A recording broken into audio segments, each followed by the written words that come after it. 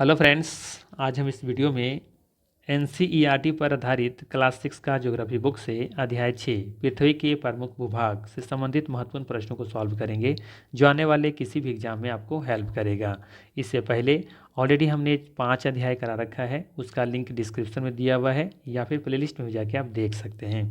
साथ ही साथ अगर इन सभी का PDF फाइल चाहिए तो डिस्क्रिप्शन में दिए गए लिंक पर क्लिक करके व्हाट्सअप चैनल या फिर टेलीग्राम चैनल ज्वाइन करके सीधे PDF फाइल डाउनलोड कर सकते हैं, वो भी आंसर के साथ। ठीक है, तो चलिए फिर समय का महत्व रखते हुए शुरू करते हैं और देखते हैं हम लोग आज का पहला सवाल। ठीक है, चलिए पहला सवाल रहेगा आपके लिए, निम्नलिखित कथनों में से कौन सा कथन सही है।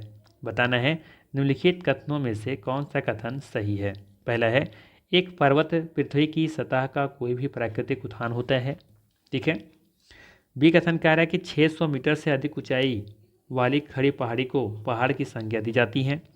सी कथन है कि पर्वत को एक श्रृंखला में व्यवस्थित किया जा सकता है, जिसे शिखर के रूप में जाना जाता है। ठीक है। डी कह रहा है उपर्युक्त में से एक से अधिक, और पांचवा या ई ऑप्शन है उपर्युक्त में से कोई नहीं।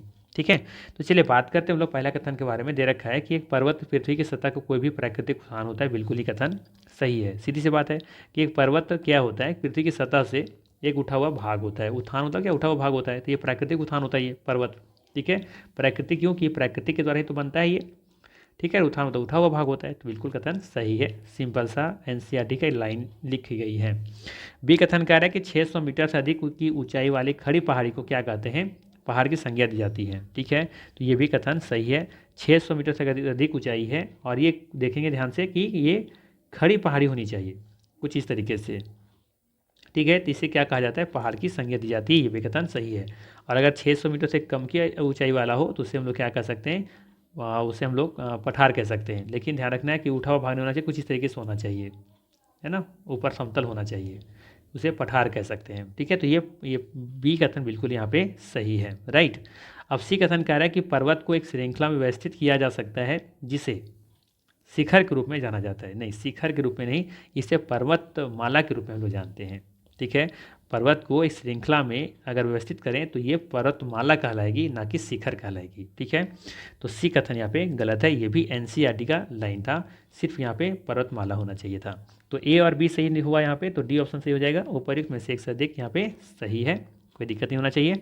ठीक है, बाकी वही चीज़ यहाँ व्याख्या में भी लिखा गया है, इसको PDF में आप लोग पढ़ लीजिएगा। ठीक है, बाकी चीज़ें हमने वहाँ पे समझा ही दिया है। ठीक है, ठीक है, बस आपको ये ध्यान जरूर रखना है यहाँ पे कि कई पर्वत प्रणालियों में सैकड़ों किलोमीटर तक फैली समानांतर श्रेणियों की एक श्रृंखला शामिल होती है इसमें। ठीक है, चलिए अगला सवाल लेते हैं। चलिए सवाल है यहाँ पे, मोनाकी पर्वत समुद्र के सतह के नीचे स्थित एक पर्वत है। कहाँ, प्रशांत महासागर में, अटलांटिक महासागर में, या हिंद महासागर में, या फिर एक से अधिक होगा, या इनमें से कोई नहीं। तो याद रखना है, मोनाकी पर्वत समुद्र की सतह के नीचे एक पर्वत है जो कि प्रशांत महासागर में स्थित है। ठीक है, ऑप्शन नंबर यहाँ पे ए बिल्कुल ही सही हो जाएगा, जिसकी ऊंचाई देखेंगे कि माउंट एवरेस्ट से भी ज़्यादा है। ठीक है, ये जरूर ध्यान रखिएगा। तो ये ध्यान रखिएगा यहाँ पे कि ये प्रशांत महासागर जो है में स्थित है ये मोनाकी पर्वत। ठीक है, समुद्र की सतह से नीचे पर्वत है ये, और इसकी ऊंचाई कितना है, 10,205 मीटर, जो कि एवरेस्ट शिखर से भी इसकी ऊंचाई अधिक है। ठीक है, 8,848 मीटर है ना शायद माउंट एवरेस्ट की ऊंचाई, तो उससे भी अधिक देख रहे हैं इसकी ऊंचाई है। ठीक है, चलिए अगला सवाल लेते हैं। अगला सवाल है, निम्नलिखित कथनों में से कौन सा कथन सही है। ठीक है, चलिए पहला कथन दे रखा है कि हिमालय पर्वत और आल्प्स युवा वलित पर्वत हैं। ठीक है, बी कह रहे हैं यहाँ पे कि भारत में अरावली श्रृंखला दुनिया की सबसे पुरानी वलित पर्वत क्रम में से एक है। ठीक, सी कह रहे हैं यहाँ पे कि उत्तरी अमेरिका में अपलेशियन और रूस में यूराल पर्वत बहुत पुराने वलित पर्वत हैं। उपर्युक्त में से अधिक होगा, या फिर उपर्युक्त में से कोई नहीं। तो चलिए बात करते हैं पहला कथन के बारे में।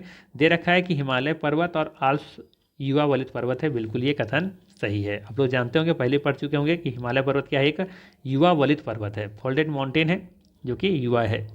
ठीक है, और ये आल्प्स भी युवा ही वलित पर्वत है।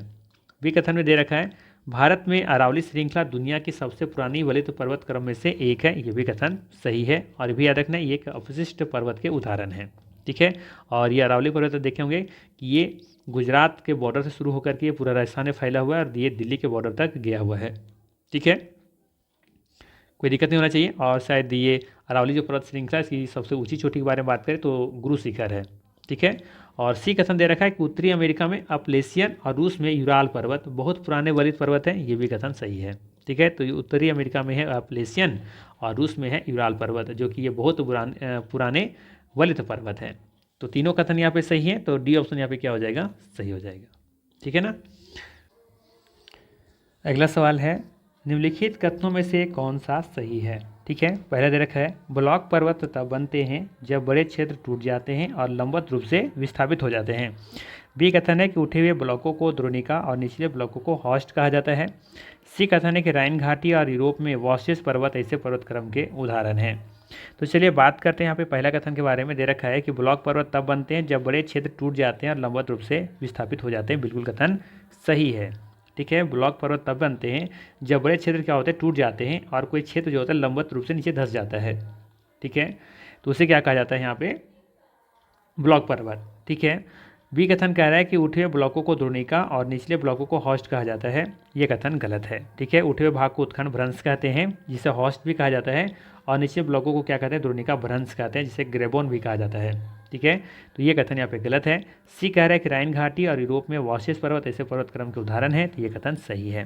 ठीक है, ध्यान रखिएगा, ये राइन घाटी और यूरोप में वॉशिस पर्वत जो है ना, ये ब्लॉक पर्वत के उदाहरण है। ठीक है, तो ए और सी कथन सही है, इसीलिए यहाँ पे डी से हो जाएगा, उपयुक्त में से एक से अधिक कथन यहाँ पे सही है। ठीक है, आप देख सकते हैं यहाँ पे कुछ इस तरीके का होता है ब्लॉक पर्वत। क्या होता है कि ये समतल जो होता है ये धंस जाता है नीचे की ओर, तो ये इसे कहा जाता है द्रोणिका भ्रंश, जिसे ग्रेबोन भी कहते हैं।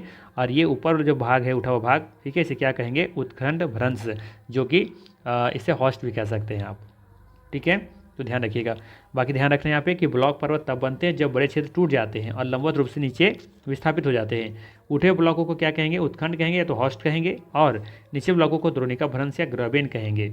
ठीक है, राइन घाटी और यूरोप में वॉशिस पर्वत ऐसे पर्वत क्रम के उदाहरण हैं, अर्थात ब्लॉक पर्वत कह सकते हैं। ठीक है, चलिए अगला सवाल लेते हैं। सवाल है कि अफ्रीका में माउंट किलिमंजारो और जापान में माउंट फुजियामा उदाहरण है। किस उदाहरण है, ब्लॉक पर्वत, युवा पहाड़, या फिर बहुत पुराने पहाड़, या फिर एक से अधिक होगा, इनमें से कोई नहीं। तो याद रखना है, अफ्रीका में माउंट किलिमंजारो और जापान में माउंट फुजियामा जो है ये आपका ज्वालामुखी पर्वत के उदाहरण है। ठीक है, तो ई ऑप्शन बिल्कुल यहाँ पे सही हो जाएगा। ठीक है, ध्यान रखिएगा, ज्वालामुखी पर्वत ज्वालामुखी गतिविधि के कारण बनते हैं। अफ्रीका में माउंट किलिमंजारो और जापान में माउंट फुजियामा ऐसे पर्वतों के उदाहरण हैं। ठीक है, चलिए अगला सवाल लेते हैं। अगला सवाल है, निम्नलिखित कथनों में से कौन सा सही है। पहला है, एक पठार में खड़ी ढलान के साथ एक या अधिक किनारे हो सकते हैं। बी कथन है कि पठारों की ऊंचाई अक्सर कुछ 100 मीटर से लेकर के कई हज़ार मीटर तक हो सकती हैं। ठीक है, सी कथन कह रहा है यहाँ पे, भारत में दक्कन का पठार सबसे पुराने पठारों में से एक है। उपर्युक्त में से अधिक सही होगा, या फिर उपर्युक्त में से कोई नहीं। तो चलिए बात करते हैं पहला कथन के बारे में। देख रखा है यहाँ पे कि एक पठार में खड़ी ढलान के साथ एक या अधिक किनारे हो सकते हैं। बिल्कुल कथन सही है। ठीक है, आप देखेंगे कि जो पठार जो होते हैं ना, उसमें खड़ी ढलान के साथ, जैसे कुछ इस तरीके से, तो ये खड़ी ढलान है ना, तो इस तरीके से खड़ी ढलान के साथ एक या अधिक किनारे हो सकते हैं। तो देखेंगे कि चारों तरफ किनारे आपको देखने को मिल सकते हैं। ठीक है, तो एक से अधिक किनारे हो सकते हैं। साथ ही साथ कह रहा है कि पठारों की ऊंचाई अक्सर कुछ 100 मीटर से लेकर के कई हज़ार मीटर तक होती हैं। ये कथन गलत है, कई हज़ार मीटर तक नहीं होती हैं, कई 100 मीटर तक हो सकती हैं, जैसे 300, 400, 500, 600 तक हो सकती हैं, लेकिन कई हज़ार मीटर तक नहीं हो सकती हैं। ठीक है, तो ये कथन गलत है। सी कह रहा है कि भारत में दक्कन का पठार सबसे पुराने पठारों में से एक है, तो ये कथन सही है। ठीक है, तो यहाँ पे सही हो जाएगा आपका ऑप्शन नंबर डी हो जाएगा सही, बिल्कुल ही। ठीक है, उपर्युक्त में से एक से अधिक यहाँ पे सही है। ठीक है, चलिए थोड़ा सा व्याख्या भी देख लेते हैं हम लोग। पठार एक ऊंची समतल भूमि है। यह समतल क्षेत्र के ऊपर एक चिपटा शीर्ष भूमि है। एक पठार में खड़ी ढलानों के साथ एक या अधिक किनारे हो सकते हैं। पठारों की ऊंचाई प्रायः कुछ 100 मीटर से लेकर के कई 100 मीटर तक भिन्न होती हैं।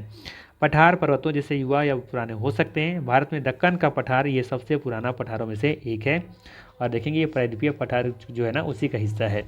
ठीक है, चलिए अगला सवाल लेते हैं। अगला सवाल है यहाँ पे कि दुनिया का सबसे ऊंचा पठार कौन सा है। दक्कन का पठार, पूर्वी अफ्रीकी पठार, ऑस्ट्रेलिया का पश्चिम पठार, या एक से अधिक होगा, या इनमें से कोई नहीं। तो सही आंसर हो जाएगा ऑप्शन नंबर ई, उपर्युक्त में से कोई नहीं। ठीक है, हम लोग जानते हैं कि तिब्बत का पठार ये दुनिया का सबसे ऊंचा पठार है, जिसकी ऊंचाई देखेंगे 4000 से लेकर के 6000 मीटर तक होती है। ठीक है, तो इसका सही आंसर हो जाएगा ऑप्शन नंबर ई। ठीक है, देखिए है ना, तिब्बत का पठार समुद्र तल से लगभग 4000 से 6000 मीटर की ऊंचाई स्थित सबसे ऊंचा पठार है ये। ठीक है, चलिए अगला सवाल लेते हैं। अगला सवाल है यहाँ पे कि दक्कन पठार कहाँ स्थित है। सवाल है दक्कन पठार कहाँ स्थित है। पहला है केनिया, दूसरा है ऑस्ट्रेलिया, सी ऑप्शन में भारत, और डी में है उपर्युक्त में से एक से अधिक या फिर उपर्युक्त में से कोई नहीं। तो ध्यान रखना है दक्कन का पठार भारत में स्थित है, ऑप्शन नंबर यहाँ पे सी बिल्कुल ही सही हो जाएगा। ठीक है, चलिए अगला सवाल लेते हैं। अगला सवाल है कि यांगसी नदी कहाँ बहती है। दक्षिण अमेरिका में, ऑस्ट्रेलिया में, चीन में, या एक से अधिक होगा या में से कोई नहीं। तो याद रखना है यांगसी नदी ये चीन में बहती है और ये चीन की सबसे लंबी नदी भी है। सी ऑप्शन बिल्कुल यहाँ पे सही हो जाएगा। चलिए अगला सवाल लेते हैं। अगला सवाल रहेगा आपके लिए, यूरोप की एक महत्वपूर्ण पर्वत श्रृंखला कौन सी है। बताना है कि यूरोप की एक महत्वपूर्ण पर्वत श्रृंखला कौन सी है। एंडीज, आल्प्स, रॉकीज, या फिर से अधिक होगा या फिर उपर्युक्त में से कोई नहीं। तो ध्यान रखिएगा यूरोप की एक महत्वपूर्ण पर्वत श्रृंखला इसमें से है आल्प्स। ऑप्शन नंबर बी यहाँ पे बिल्कुल ही सही हो जाएगा। ठीक है, बाकी ध्यान रखिएगा कि एंडीज पर्वत ये दक्षिण अमेरिका में स्थित है, जबकि आल्प्स ये तो मध्य यूरोप में ही हैं। ठीक है, रॉकीज पर्वत कहाँ पे है, उत्तरी अमेरिका में स्थित है। ठीक है, चलिए अगला सवाल लेते हैं। अगला सवाल है, अफ्रीका का पठार किस खनिज के खनन के लिए प्रसिद्ध है। बताना है कि अफ्रीका का जो पठार है वो किस खनिज के खनन के लिए प्रसिद्ध है। सोना और हीरा, तांबा और एल्यूमिनियम, जस्ता और तांबा, एक से अधिक होगा या में से कोई नहीं। तो ध्यान रखना है अफ्रीका का पठार सोना और हीरा खनन के लिए प्रसिद्ध है। ऑप्शन नंबर ए बिल्कुल यहाँ पे सही हो जाएगा। साथ ही साथ ध्यान रखिएगा कि अफ्रीका का पठार सोना और हीरे खनन के तो प्रसिद्ध है ही हैं। साथ ही साथ ध्यान रखना है कि पठार बहुत ही उपयोगी होते हैं क्योंकि इनमें खनिजों की प्रचुरता होती है। यही कारण है कि विश्व में बहुत से खनन क्षेत्र पठारी भागों में स्थित हैं। भारत में छोटा नागपुर के ये पठार होना चाहिए। यहाँ पे छोटा नागपुर के पठार में लोहा, कोयला तथा मैग्नीज के बहुत बड़े भंडार पाए जाते हैं। ठीक है, चलिए अगला सवाल लेते हैं। अगला सवाल है, लावा पठार में किस प्रकार की मिट्टी की प्रचुरता पाई जाती है। बताना है कि लावा पठार में किस प्रकार की मिट्टी की प्रचुरता पाई जाती है। लाल मिट्टी, लेटेराइट मिट्टी, काली मिट्टी, एक से अधिक होगा इनमें से कोई नहीं। तो ध्यान रखना है लावा पठार में देखेंगे यहाँ पे काली मिट्टी की प्रचुरता पाई जाती है। ऑप्शन नंबर यहाँ पे सी बिल्कुल सही हो जाएगा और ये बहुत ही उपजाऊ मिट्टी भी होती है, ये भी ध्यान रख सकते हैं आप यहाँ पे। ठीक है, चलिए अगला सवाल लेते हैं। अगला सवाल है कि जोग जलप्रपात किस राज्य में स्थित है। कर्नाटक, झारखंड, मध्य प्रदेश, एक से अधिक होगा इनमें से कोई नहीं। तो सही आंसर हो जाएगा इसका कर्नाटक। ठीक है, कर्नाटक में स्थित है जोग जलप्रपात। ठीक है, और साथ ही साथ ध्यान रखिएगा पठारी क्षेत्र में बहुत से जलप्रपात हो सकते हैं क्योंकि यहाँ नदियाँ ऊंचाई से गिरती हैं। भारत में छोटा नागपुर पठार पर स्वर्ण रेखा नदी, ठीक है, स्वर्ण रेखा नदी पर देखेंगे खुंडू जलप्रपात पर ये स्थित है ये। ठीक है, खुंडू जलप्रपात, और कर्नाटक में जोग जलप्रपात इस प्रकार के जलप्रपातों के उदाहरण हैं। ठीक है, चलिए अगला सवाल लेते हैं। ये 13 था ना, फिर से 13 आ गया, नंबरिंग गलती है। ठीक है, ये 14 होना चाहिए था। चलिए सवाल है यहाँ पे, निम्नलिखित में से कौन सा कथन सत्य है। बताना है कि कौन सा कथन सत्य है। पहले दे रखा है, जब स्थल की एक संकरी पट्टी दो विशाल भूखंडों को आपस में जोड़ती है तो वह स्थल संधि कहलाती है। ठीक है, बी कह रहा है कि जलडमरू मध्य समुद्र का एक पतला चैनल होता है जो दो बड़े जल निकायों को जोड़ता है। सी कह रहा है कि मुहाने पर नदी द्वारा बहाकर लाए गए अवसादों के निक्षेपण से बनी त्रिभुजाकार आकृति को डेल्टा कहते हैं। एक से अधिक सही है, फिर उपर्युक्त में से कोई नहीं। तो चलिए बात करते हैं पहला कथन के बारे में। दे रखा है कि जब स्थल की एक संकरी पट्टी दो विशाल भूखंडों को आपस में जोड़ती है तो वह स्थल संधि कहलाती है। बिल्कुल कथन सही है। ठीक है, ध्यान रखना है कि जब स्थल के एक संकरी पट्टी दो विशाल भूखंडों को क्या करती है, आपस में जोड़ती हैं, तो वो स्थल संधि कहलाती हैं। ठीक है, इसको भी मैप के जरिए समझाने का प्रयास करेंगे। बी का कह रहा है कि जलडमरू मध्य समुद्र का एक पतला चैनल होता है जो दो बड़े जल निकायों को जोड़ता है। ठीक है, तो जल डमरू मध्य होता है। डमरू का मतलब ये होता है कि ये इसकी आकृति जो बनती है ना डमरू की तरह ही बनती है। ठीक है, इसलिए से जल डमरू मध्य भी कहते हैं। ठीक है, तो ये दो बड़े जल निकायों को क्या करती हैं, जोड़ती हैं, उसे ही जल डमरू मध्य भी कहते हैं या जल संधि भी कह सकते हैं आप। ठीक है, जल डमरू मध्य की जगह पर आप जल संधि भी शब्द का प्रयोग कर सकते हैं। तो ये भी कथन सही है। सी कथन कह रहा है कि मुहाने पर नदी द्वारा बहाकर लाए गए अवसादों के निक्षेपण से बनी त्रिभुजाकार आकृति को डेल्टा कहा जाता है। ये भी कथन सही है। ठीक है, कुछ इस तरीके से देखेंगे कि नदियों के किनारे जहाँ मुहाना होता है तो इस तरीके से नदियाँ डेल्टा बनाना शुरू कर देती हैं। इसे क्या कहा जाता है, डेल्टा कहते हैं। ठीक है, तो ये भी कथन यहाँ पे सही है। इसका सही आंसर हो जाएगा ऑप्शन नंबर डी, उपर्युक्त में से एक से अधिक यहाँ पे सही है, यानी कि तीनों कथन सही हैं। ठीक है, चलिए हम लोग समझने का प्रयास करते हैं आकृति के माध्यम से। ठीक है, तो देखिए यहाँ सबसे पहले हम लोग बात कर रहे थे किसी बारे में, स्थल संधि के बारे में। तो देखिए एक ये बहुत बड़ा क्या है यहाँ पे स्थल है, और ये भी एक बहुत बड़ा प्रायद्वीपीय पठार है जो कि भाग है ये। तो ये भी एक बहुत बड़ा जल कह सकते हैं स्थल है, और ये भी स्थल है। और ये देखेंगे संकरी पट्टी के माध्यम से ये दोनों भागों को क्या कर रहा है, दोनों स्थलों को जोड़ने का काम कर रहा है। तो इसलिए क्या कहेंगे, इसे स्थल संधि कहेंगे। दिख रहा होगा ना, ये एक बड़ा पार्ट है मैदान का और एक ये बड़ा पार्ट है, और ये दोनों को जोड़ने का काम कौन कर रहा है, यहाँ पे एक संकीर्ण पट्टी, जैसे क्या कहेंगे, स्थल संधि कहेंगे। ठीक है, अब यहाँ पे आते हैं, यहाँ देखिए थोड़ा सा इसको, इधर देखिए जल का बहुत बड़ा एक निकाय इधर दिख रहा होगा, और इधर ये मैप कटा हुआ है, तो इधर भी देखेंगे कि बहुत बड़ा जल का निकाय होगा। तो इन दोनों को जोड़ने का काम देखेंगे एक संकीर्ण पट्टी कर रहा है। यहाँ पे थोड़ा सा पट्टी है जो कि दोनों को क्या कर रहा है, जल संधि के माध्यम से दोनों को, दो सागरों को जोड़ने का काम कर रहा है, दो महासागरों को जोड़ रहा होगा। तो ऐसे को कहा जाता है जल संधि या जल डमरू मध्य कह रहा है। ठीक है, बात समझ में आया। और इसके बाद है एक आपका डेल्टा। तो देखिए बहुत सारी नदियाँ यहाँ पे आ रही इधर से, ठीक है, बहा कर आ रही हैं, अपने साथ क्या लेके चल रही हैं, अवसाद लेकर चल रही होंगी। और वो जो अपने साथ अवसाद लेके चल रही हैं, तो लाने के बाद यहाँ पर निक्षेप की तरह यहाँ पर क्या कर रहा है, जमा कर दे रहा है इस तरीके से। और देखिए बन कैसे रहा है आकृति, ये त्रिभुजाकार आकृति बन रही है, इसे क्या कह रहे हैं हम लोग, डेल्टा कहते हैं। ठीक है, ये वितरिका क्या है, वितरिका मतलब ये होता है जब नदियाँ आती हैं ना मुहाने के पास में जब आती हैं, तो देखिए कई भागों में बढ़ जाती हैं, है ना। इस तरीके से जब कोई नदियाँ ऐसा आ रही हैं, जब कह सकते हैं कि मुहाना जहाँ पे होता है, तो वहाँ पे नदियाँ कई भागों में इस तरह से बढ़ जाती हैं, तो इसे वितरिका कहते हैं। वितरिका मतलब क्या, वितरण हो जाना, नदियाँ अलग अलग भागों में बढ़ जाती हैं, उसे वितरिका कहते हैं। ठीक है, तो यहाँ से क्लियर हो गया होगा वितरिका क्या है और आपका डेल्टा क्या है। नदी मुहाना क्या है, जहाँ पे नदियाँ, जब नदियाँ किसी मुहाने पर मिलती हैं इलाका के, उसे नदी मुहाना कहेंगे। ठीक है, जल वितरिका क्या है, जब नदियाँ आकर के मुहाने के पास बहुत सारे भागों में बढ़ जाती हैं। देखिए इधर से नदी आ रही है और यहाँ से कई भागों में इस तरह से ये बढ़ जा रही हैं, तो उससे वितरिका कहेंगे। और जब इस तरीके से निक्षेप बना दे डेल्टा की तरह, है ना, त्रिभुजाकार की आकृति की जो होती हैं, उसे क्या कहते हैं, डेल्टा कहते हैं। आ रहा समझ में। तो यहाँ पे इस आकृति के माध्यम से समझ सकते हैं पर्वत श्रृंखला क्या है, पहाड़ी क्या है, घाटी क्या है, मैदान क्या है, सहायक नदी किसे कह सकते हैं। ठीक है, जैसे कोई नदी आ रही है, कोई नदी और ला करके जोड़ रहा है इस तरीके से, तो इसे क्या कहेंगे, सहायक नदी कहेंगे। झील क्या होता है, झील एक्चुअली में देखेंगे जहाँ पे सालों भर वहाँ पे पानी जमा रहता है। ठीक है, और वैसे देखेंगे तालाब वगैरह में क्या होता है कि वहाँ पर पानी क्या होता है, वैसे सूख जाता है साल में लगभग। लेकिन ऐसा झील जहाँ पे हमेशा पानी रहती है, उसका लेवल होता है वो जल्दी कम नहीं होता है, वो बना रहता है सालों भर। तो ऐसे जगहों को, ऐसे स्थानों को, ऐसे जो पानियों का जो समूह है उसे क्या कहेंगे, झील कह सकते हैं।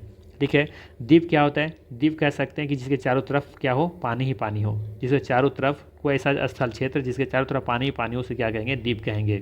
जैसे कि श्रीलंका, तो श्रीलंका देखेंगे द्वीप की तरह ही है, चारों तरफ पानी ही पानी से घिरा हुआ है वो। प्रायद्वीप किसे कहेंगे, जैसे भारत देखेंगे तो जिसके तीन ओर से पानी से घिरा हो, जैसे देखिए ये प्रायद्वीप कह रहे हैं यहाँ पे, तो तीन ओर से क्या घिरा हुआ है, पानी से ही घिरा हुआ है, जिसे प्रायद्वीप कहेंगे। ठीक है, तट किसे कहेंगे, तो तट का मतलब हुआ कि जैसे समुद्र का क्षेत्र है और इसे किनारे किनारे वाले क्षेत्रों को क्या कहा जाएगा, ये तट कहा जाएगा। अर्थात तटीय क्षेत्र भी आप कह सकते हैं, ये वाला जो एरिया है वो तटीय क्षेत्र है, और ये किनारे की जो लाइन है, बाउंड्री है, वो क्या कहलाएगा, तट। यानी कि स्थल, और जहाँ पर समुद्र या जो महासागर मिलते हैं एक दूसरे से, उस छोर को, उस किनारे को क्या कहेंगे, तट कहेंगे। आई बात समझ में। तो ये था मोस्ट इम्पॉर्टेंट इस अध्याय से प्रश्न, 13-14 MCQ कह सकते हैं। ठीक है, अगर वीडियो अच्छा लगा हो तो लाइक ज़रूर कीजिएगा, चैनल पर नए हैं तो सब्सक्राइब कर लीजिएगा इसी तरह का वीडियो पाने के लिए। ठीक है, बाकी मिलते हैं हम लोग फिर नेक्स्ट वीडियो में। Thanks for watching.